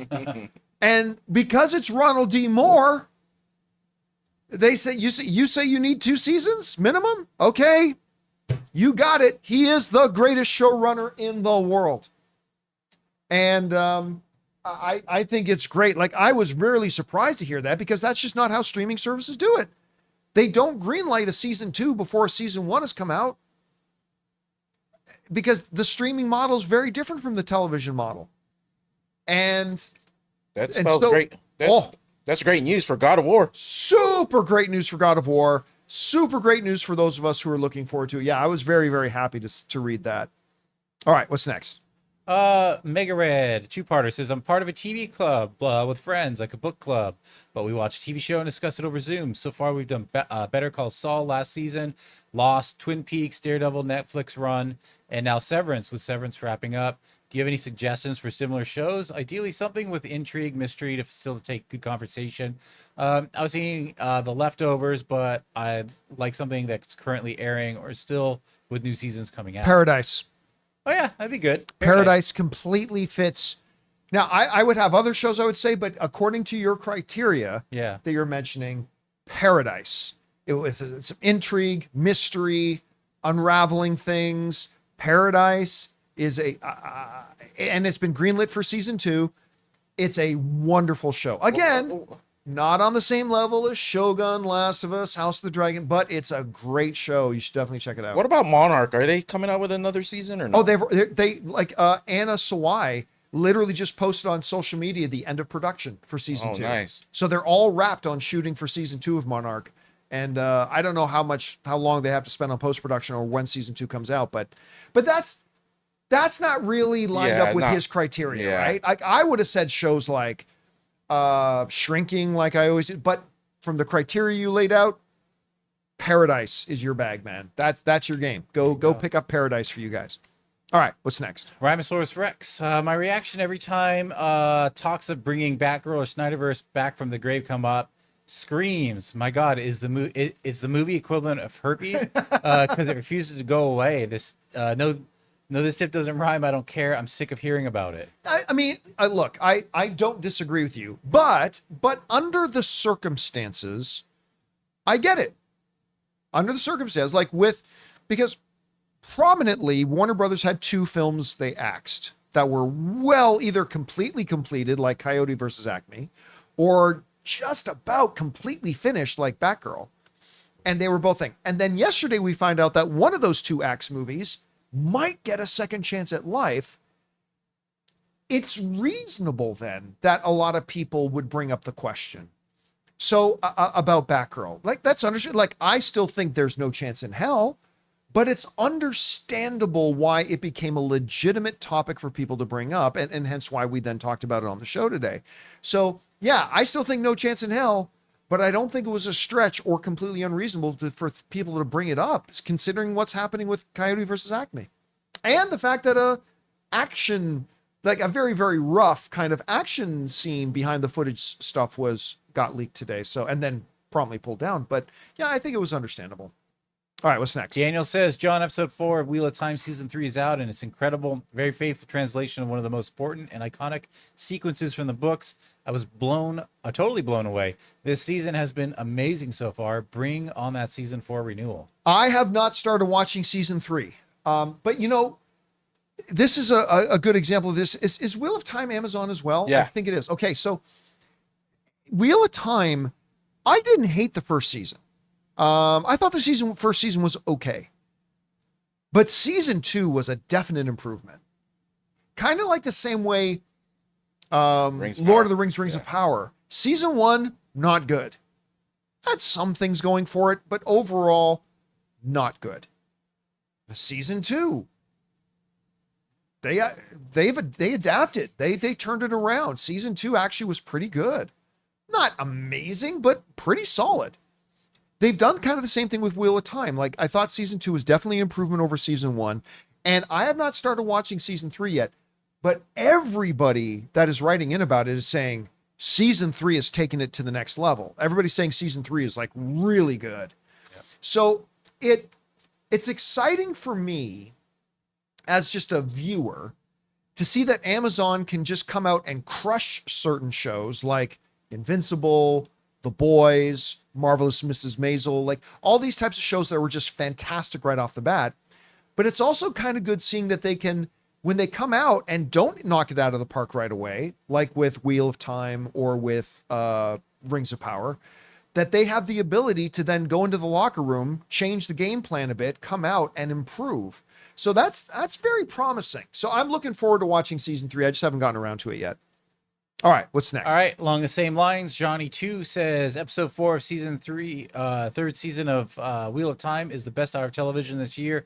Great storytelling, taken in large part directly from the books. The first season wasn't that great, but if you don't check out season 3, you're seriously missing out. I mean, again, just right along with what we were just saying. Somebody else, again, haven't started watching season 3 yet, but I'm very into it, and thank you for throwing in the recommendation to go along with it, man.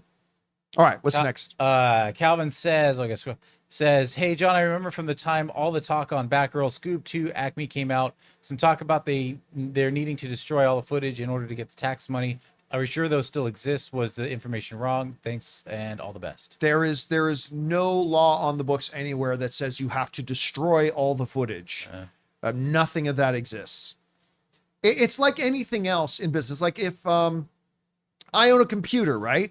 I can claim depreciation on the computers and stuff like that. I don't have to throw them in the garbage. I can't continue to use them for a bit, but I can put them on my wall. I can put them in a glass case. There's nothing that says you have to destroy all the footage. Look, I'm not a entertainment tax expert, so I could be incorrect about that. But to the best of my knowledge, no such rule or law exists that says it all has to be deleted and destroyed. I don't think that's the case. Again, I could be wrong. I'm not a tax expert, but to the best of my knowledge, I don't think that's true. All right, what's next? Stubble says, the positive marketing that Apple TV adds to the Apple brand is worth way more than $1 billion. Sure, they want to get out of the red, but I don't think it's their number one priority. What do you base that on? What do you base it on that I'm the marketing that it brings to the brand, I'm worth $1 billion? Says who? If it was actually valuable to the brand, it would make money. It would make money. I was having a discussion with a friend of mine this morning where they quoted me this other report that said, well, you know, people will buy iPhones based on the fact that they think they can get Apple TV. No, I don't know a single person that has bought an iPhone because of Apple TV Plus. It's so cheap, you just pay for it yourself. I mean, I watch it on my Google Chromecast. I don't know. Right. And maybe they exist. I'm just saying I personally don't know a single person in my life that says, yeah, I went out and bought this iPhone because I want to watch Apple TV Plus. I've never known anybody to make that decision. Yeah. So I am not so sure that your assertion is that the Apple TV Plus somehow raises all this stuff with everything else. I haven't seen any evidence to that. I haven't seen any statistical data that backs that up. Again, they are committed to the entertainment space. And I believe they will turn it around as they continue to put out great product and more people catch on for just how good Apple TV Plus is, because it's great.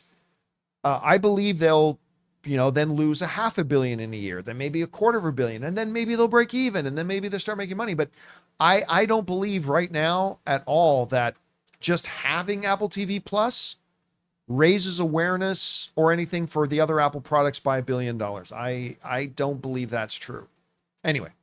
All right, what's next? Garden Variety says, John, the con job on Netflix reminds me of the origin of Scotty's Castle in Death Valley.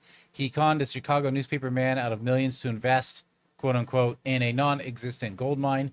When he came to observe the mine, Scotty entertained him with great tales. I have no idea. I'm just being straight honest with you, man. I have no idea what we're talking about. I've never heard of. What was it called? He's comparing it to the Netflix, the guy who from yesterday's story of taking the money for the production. Okay. Oh, again, what was the name of the show? The con job. No, he's saying the con job that the guy conned Netflix. Oh, okay. So we're not talking about a show. Yeah, I thought so too. Yeah. Bring that back up then. Let me take a look at that. He's talking about that producer who conned them out of that money yesterday. Okay, guy, please be very careful how you word things. And all right, the con job, that is not a show. And that remind me of Origins of Scotty's Castle and Death. I have no idea what that is either. Anyway, I still don't know what it is we're talking about, but at least now I know you're talking about the story from yesterday. All right, what's next? He goes on. After several visits, he caught on, but found out that the weather helped his health, and he became good friends with the con man. So gave him up to $2.5 million in the 1920s.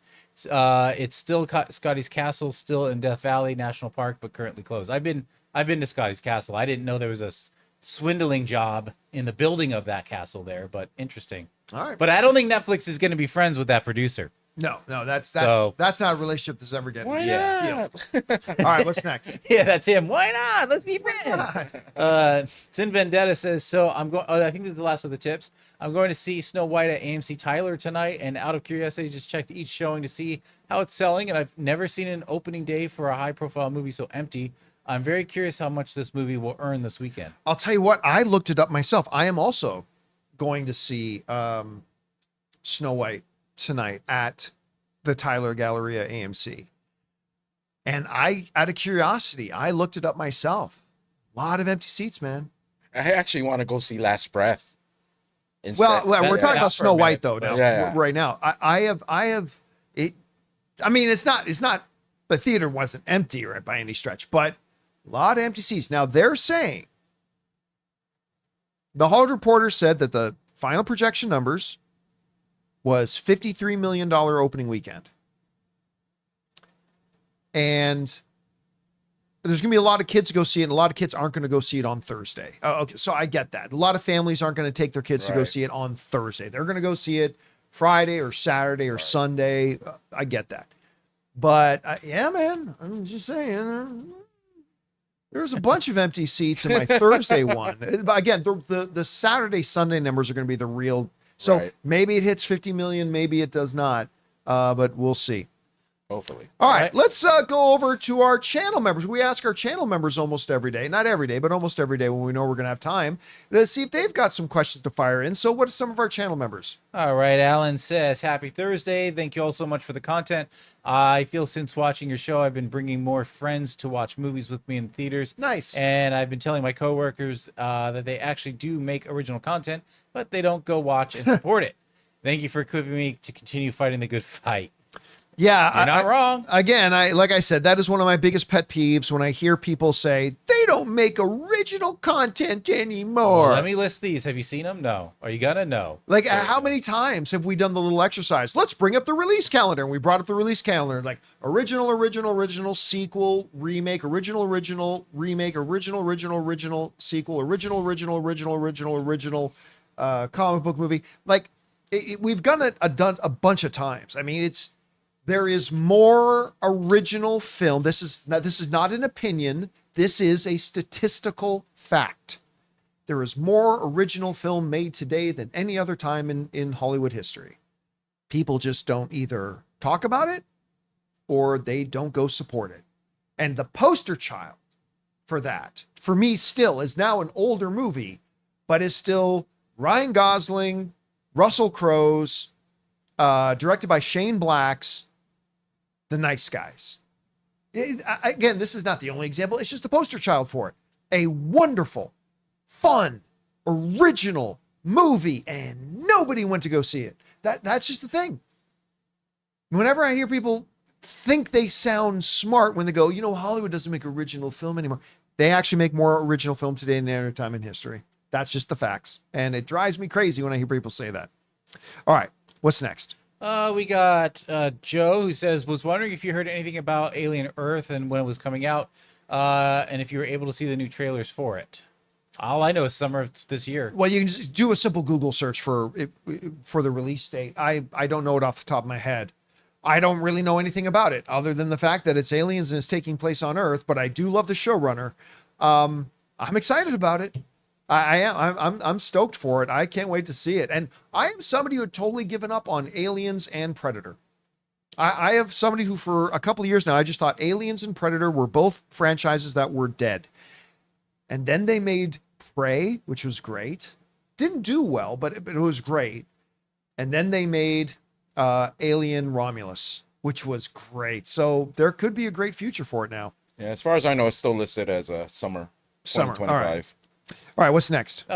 Jay says, John, I just watched Jennifer Garner's action movie Peppermint for the first time. I loved Peppermint. Anyway. And dang, what a good movie. I fully understand why she is your celebrity crush. Definitely has the factor that you keep saying about her. What a baddie. Listen, Peppermint. I think it was just a streaming movie. They just made it for a streaming service. It was made for streaming. It is a wonderful little, not like a top 10 movie of the year or anything like that. It was a fun little action film. Jennifer Garner is great in action, and yes, she is a celebrity crush of mine. But Peppermint was really fun and really good. So if you're looking just for a fun, good little kind of, maybe you're in a John Wicky kind of mood, check out Peppermint. It's a fun little film. Again, not one you're going to be talking about for years to come, but a fun little movie. Go check it out. All right, what's next? Amin says, if the issue and topic of extending the theatrical window doesn't come up as a major point during CinemaCon, then what the heck are we doing? Mickey 17, now the latest victim. I feel we are at a tipping point. If this doesn't get resolved in the next year, I fear there won't be any way back. I hope NATO rebranding to Cinema United is a positive sign. Oh, 100% it'll be an issue at CinemaCon. There's no doubt theatrical windows are going to be a major point of conversation at CinemaCon. There's absolutely no doubt about it. And yeah, recently the organization, and this was a good move because when people hear NATO, they think of the military alliance. They don't think of movie theaters. So the organization behind CinemaCon for the longest time has been called NATO, Right. which was originally the North American Theater Owners. And then they kind of changed the meaning, but it was still called NATO. Now they've changed their name from NATO to Cinema United. Is that what it's called? Right. Mm-hmm. Anyway, that is also not a great name, but they Right. needed to change it from NATO. They had to change it from NATO. But 100% at CinemaCon this year, length of theatrical windows will absolutely be a part of it. Because again, the most successful films this year are the ones that have long theatrical windows. Just saying, that's a fact. You can go look it up. The most successful films are the ones that have had long theatrical windows. Anyway, all right, what's next? We got Jai, who says, I know at face value, it kind of seems Coco doesn't open itself up to a follow-up, but thinking on it, it's a story that spans generations about family and legacy. It's a rich well for best storytellers in the business. Yeah, I mean, again, look, Coco, almost as much as Wall-E, feels like a very self-contained story. But again, as long as you have rich characters, you can say what happened to them next, and you can do something really, really good with it. And here's hoping that they do. And again, it's not something I would have greenlit, but hey, they're having great sex. They're having great success. What kind of show is this? they're having great success And that will do it. with their sequel stuff already. So I will definitely be there. I wouldn't agree in it, but I will definitely be there day one. Coco 2, the Coco Wing. The Cocoing. And guys, that's all the time we have today for today's installment of the John Campea Show podcast. Thank you so much for being here and making our little show part of your day. Big special thank you to all you guys who sent in questions. Number one, because you gave us great fun things to talk about. But number two, you supported this channel as you did it. And all of us involved with the show, thank you guys so very much for your support. I want to thank the guys in the room with me, Ray See you Ora, tomorrow. Jonathan Voico. Or Tuco. Big thanks to Robert Meyer Burnett, who was here a little bit earlier. And thank you again for being here, guys. My name's John Campea, and until next time, my friends, bye-bye.